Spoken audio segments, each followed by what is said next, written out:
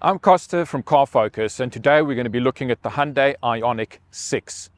It comes in three different versions here in Australia: the Dynamiq, the Techniq and the Epic. They all have Qs in them, as does Ioniq. The one we have here today is the Dynamiq. We cover quite a lot in these videos, so if there's something specific you want to watch, look in the description below and use the chapters to skip ahead. We also rely heavily on our viewers, and your opinion matters, so please leave comments if there's a vehicle that you want us to cover off on. Don't forget to subscribe and hit the notification bell if you want to see more videos from Car Focus. Let's have a closer look at the Ioniq 6. In the three different versions, the Dynamiq is the one that is a rear-wheel drive, so it only uses one electric motor. The advantages of that is that it's got a higher range, 617 kilometers according to Hyundai. When you move to the other two, you get dual electric motors, so an all-wheel drive configuration, one on the back and one on the front. Those cars have just over 500 kilometers of range and more power. The Dynamiq has 614 kilometer range with 168 kilowatts. The Techniq and the Epic both have 519 kilometer range with 239 kilowatts of power. In Australia, you can only buy the Ioniq straight off the Hyundai website, so you can't just walk into a local dealer and order one of these cars. They're actually controlled through the manufacturer. This means that there's only select dealerships that you can find the Ioniq, and the one that we got from today is Hyundai Iconic here in Adelaide, and a shout out to them and a thank you for giving us this car for this video. Ioniq 6 comes with only one battery configuration. It's a 77.4 kilowatt hour battery, so it's a substantially sized battery and it does give good range. The battery is the same size across the range, which means as soon as you add the dual electric motors, the battery is going to get less range, same size battery. Looking at the front of the vehicle, a lot of use of LED lights all the way through the daytime running lights. The headlights are LED. Front park sensors, a 6-sensor park system running across the front. It also has an active front grille that opens to allow more air to come into the system to cool the battery. From the Dynamiq, you get a front camera just there for a full 360-degree view. It also comes with all the safety features: pedestrian detection, cross-traffic alerts, forward collision warnings, autonomous emergency braking. So really well spec'd up in terms of safety. Looking underneath the front bonnet, there is no engine and there is no electric motor in the front, which gives them the opportunity to put a front trunk here. In addition, you still have access to the fuse boxes, the coolant water bottle levels, brake fluids, all of your washer fluids, and all of them neatly positioned on the left-hand side of the vehicle. The front trunk comes with the Ioniq logo embossed at the bottom of it, and it also has this little pouch. This compartment looks interesting and it's got an open sign on it, but when I opened it, there was no extra storage back there. It looks like it just gives access to some of the insides of the car. All right, looking at the side styling of the vehicle, the first thing to notice is the tires and the alloy rims. They are designed for aerodynamics to minimize the drag on the side of the vehicle. It's got an 18-inch alloy and it is fitted with the Ventus S1 Evo tire, which is a EV tire specifically designed for electric vehicles. The side mirror comes with this indicator that is broken up into these little squares. Also has the side camera that sits just there, which also acts as a blind spot camera on the dash. The handles are designed to flick out when you unlock the car, so there's no need to try and push them in or to try and get them to work. And when you start the car, they flip back in. Privacy glass at the back, swept back styling cues coming down into a tip or a wingtip right at the back. It also has two rear spoilers. Looking at the back of the vehicle, there's quite a lot going on with the styling. At the top, we have the aerial that is see-through. We have two rear wings. We've got this slightly bigger but stubbier one at the top, and then a smaller but wider one at the bottom. You got the rear lights that trail all the way across the back of the vehicle with very specific design cues. They've used these little squares all the way through the styling of the Ioniq 6. You have the rear park sensors, and then you also have the rear camera as well as the boot release button. You get the Ioniq 6 badge that runs across the back of the vehicle and no Hyundai badge. Over 400 litres of boot space. The opening on the back of the Ioniq 6 is more like a sedan, a traditional sedan, so you do get a slightly smaller load area, although having seen a lot of sedans, this is quite a big area actually for a sedan. Now there's no spare wheel in the Ioniq 6. You get underneath here a storage compartment to store your charging cable. So it does come equipped with what they call a tyre mobility kit, and inside there you would have your air pump for pumping up a flat, and you have your tyre sealant in case you need to refill the tyre and get going. Underneath here, you've got a storage compartment for the charge cables. It comes equipped with a stage 1 and a stage 2 charger. The stage 1 allows you to just plug into a wall like a normal appliance. The stage 2 allows you to get a higher voltage, or rather higher kilowatt charge from a type 2 to type 2 charger. Additionally, underneath here, you've got this little guy. And if you open it up, you'll find in here this little adapter. Now this adapter is a vehicle to load adapter. So it allows you to plug it into the vehicle's AC charger, and then on this side you clip it open, and in there is a wall socket plug that allows you to plug in an appliance. It's also waterproof because the appliance would... Inside the charging flap you have an AC charger at the top and a DC charger at the bottom, so that it can charge both ways.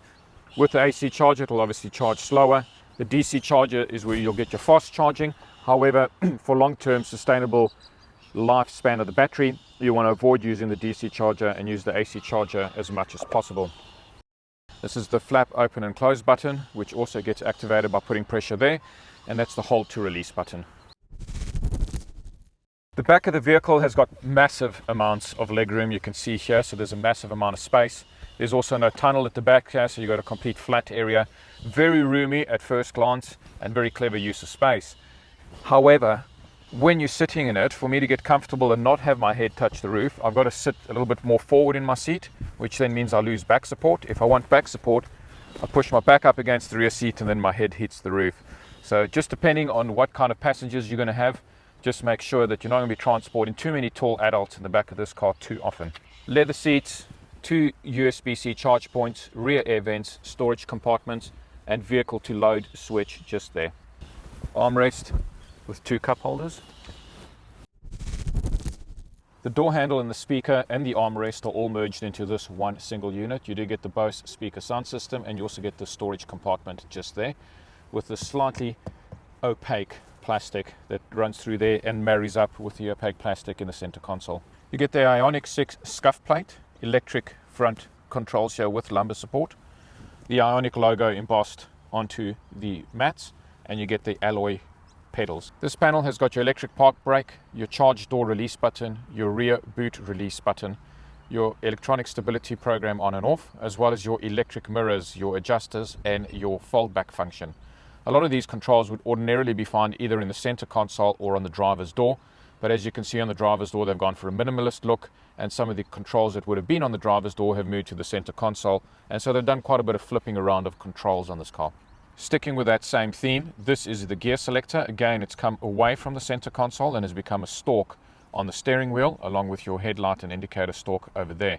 This little guy flips this way and that to select gears, and your park brake, your park is engaged just there. Looking at the steering wheel, it's leather clad, it feels nice and solid. It is reach and height adjustable. And I also recently found out what this means on the steering wheel. So they no longer put the Hyundai logo over here. Instead, these 4 dots represent the letter H in Morse code, and that is all that you see on the dash. That lighting actually also changes as you change your drive mode. So as soon as you hit drive mode and you move to sport, it flashes red, eco flashes green, and normal flashes in white. The balance of the steering wheel is pretty straightforward. On this side, you've got your intelligent cruise control and lane keep assist system, and on this side, you've got your trip computers, radio controls, and phone controls. You'll notice that on the steering wheel, or behind the steering wheel, you have what look like paddle shifters, but this car doesn't have any gears because it's electric. So these are actually used for the regenerative braking. You can increase or decrease the aggressiveness of the regenerative braking.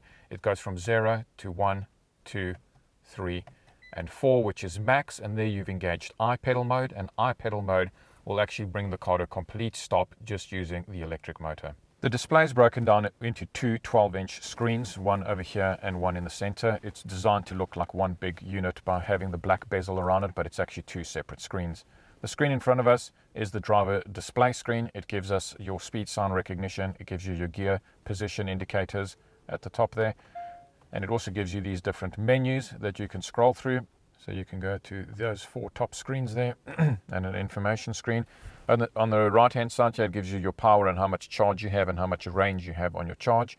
Your trip computer, it's got your odometer reader, a torque display just there, your temperature gauge, and on this side your smart braking, so the different pedal modes.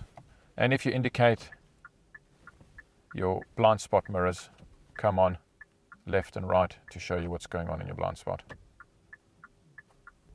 So it's also fitted with a heads-up display, which gives you your speedometer reading and your speed sign recognition settings. The center console screen is situated just there. You've got your home screen, which is pretty basic and gives you some easy information like the date and the time, what radio station you're on, your battery's charge levels, as well as your range. If you scroll, you go into the main menus, and then you've got EV, you've got maps, you've got navigation menus, you've got phone menus. You can even leave voice memos just there and play them back. You've also got a seat warmer, which allows you to adjust the heated seats for driver and passenger. I do find that that corner of the screen is just a little bit too far away. I would have preferred for the screen to be slightly angled towards the driver so I can get to those controls there easier.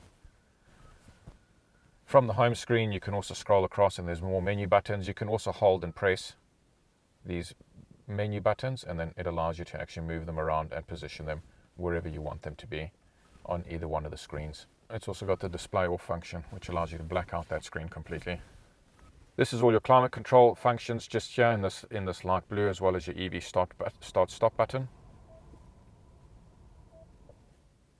Your volume controls, your map, navigation, media, your user selectable button, your tune indicator, which is a little dial that flips up and down, and your park to activate your park cameras as well as your park sensors over there.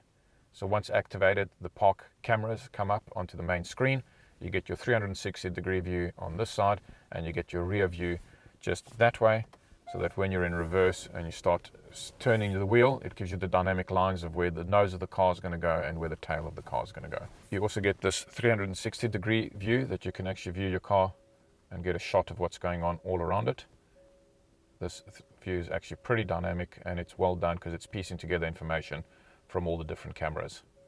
So you can also set your parking warnings, your park distance warnings, your top view reference line and your rear view reference line. You can switch all of those on and off. The wireless charging pad just there with some lighting underneath it, so you can also see what's going on. As soon as you put a phone down onto this wireless charging pad and it starts charging, it does also light up there in orange to let you know that the phone's charging properly. You got a USB charge port. You got the 2 cup holders as well as these adjustable teeth to make sure that whatever cup you put in there is going to get held firmly in place.